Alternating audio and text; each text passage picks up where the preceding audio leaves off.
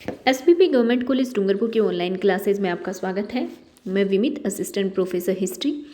अपने इस वीडियो में हम हिस्ट्री सब्जेक्ट के एक टॉपिक भारत शासन अधिनियम 1935 के बारे में देखेंगे। भारत शासन अधिनियम 1935 ये भारत में एक पूर्ण उत्तरदायी सरकार के गठन में एक मील का पत्थर साबित हुआ था। यह एक लंबा और विस्तृत दस्तावेज था जिसमें 321 धाराएं और 10 अनुसूचियां शामिल थी। इस अधिनियम के कुछ मुख्य बिंदुओं के बारे में देखते हैं हम। तो एक तो भारत शासन अधिनियम 1935 के अनुसार अखिल भारतीय संघ की स्थापना की गई, जिसमें राज्य और रियासतें दोनों को शामिल किया गया। इसमें केंद्र और राज्यों व रियासतों के बीच 3 सूची बनाकर उसके आधार पर शक्तियों का बंटवारा किया गया था। ये 3 सूची थी: संघीय सूची, राज्य सूची और समवर्ती सूची। संघीय सूची यानी केंद्रीय सूची, इसमें 59 विषय शामिल थे। राज्य सूची में 54 विषय शामिल थे और समवर्ती सूची में 36 विषय शामिल थे। बाकी जो शक्तियां बची यानी वो विषय जो इन तीनों ही सूचियों में शामिल नहीं थे, उन्हें अवशिष्ट शक्तियों के रूप में वायसराय को सौंप दिया गया। यानी वायसराय ही उन विषयों पर निर्णय ले सकता था जो इन तीनों में से किसी भी सूची में शामिल नहीं थे। हालांकि यह संघीय व्यवस्था कभी अस्तित्व में नहीं आ पाई थी क्योंकि देशी रियासतों ने संघ में शामिल होने से मना कर दिया था। इसके अलावा भारत शासन अधिनियम 1935 के द्वारा प्रांतों में द्वैत शासन व्यवस्था खत्म कर दी गई और प्रांतीय स्वायत्तता की शुरुआत की गई थी। राज्यों को अपने दायरे में रहकर स्वायत्त तरीके से शासन करने का अधिकार दिया गया था। राज्यों में उत्तरदायी सरकार की स्थापना की गई थी, यानी गवर्नर को राज्य विधान परिषदों के लिए उत्तरदायी मंत्रियों की सलाह पर काम करना अनिवार्य था। 1937 में यह व्यवस्था शुरू की गई और 1939 में समाप्त कर दी गई। 11 राज्यों में से 6 राज्यों में द्विसदनीय व्यवस्था कायम की गई, यानी विधानसभा और विधान परिषद दोनों उन राज्यों में थे। ये थे बंगाल, बम्बई, मद्रास, बिहार, संयुक्त प्रांत और असम। इन पर भी कई तरह के प्रतिबंध लगे हुए थे।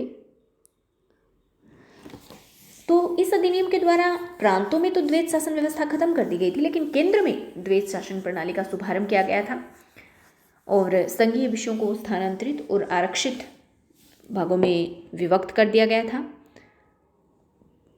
इसके अलावा 1935 के भारत शासन अधिनियम के द्वारा मताधिकार का भी विस्तार किया गया और लगभग 10% जनसंख्या को मताधिकार मिल गया था। दलित जातियां, महिलाएं और मजदूर वर्ग के लिए अलग से निर्वाचन की व्यवस्था कर दी गई थी। अब इस तरह से सांप्रदायिकता का जो प्रतिनिधित्व व्यवस्था थी उसका और भी ज़्यादा विस्तार किया गया। इस अधिनियम के द्वारा भारतीय रिजर्व बैंक की स्थापना की गई और 1935 के भारत शासन अधिनियम के द्वारा संघीय लोक सेवा आयोग की तो स्थापना की ही गई, साथ में प्रांतीय सेवा आयोग या फिर 2 या 2 से ज़्यादा राज्यों के लिए संयुक्त सेवा आयोग की भी स्थापना की गई। और 1935 के भारत शासन अधिनियम के तहत ही 1937 में संघीय न्यायालय की स्थापना की गई थी। इसी अधिनियम द्वारा भारत शासन अधिनियम 1858 द्वारा स्थापित जो भारत परिषद थी, इंडिया काउंसिल थी, उसको खत्म कर दिया गया था।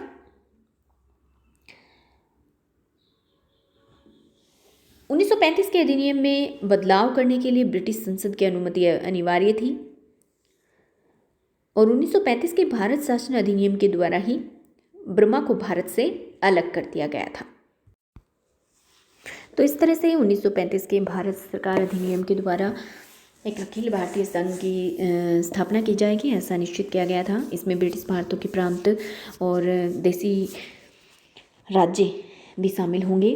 प्रांतों को स्वशासन का अधिकार दिया गया। शासन के समस्त विषयों को 3 भागों में बांटा गया। संघीय विषय केंद्र के अधीन थे, प्रांतीय विषय पूर्णतः प्रांतों के अधीन थे और समवर्ती विषय केंद्र और प्रांत दोनों के अधीन थे।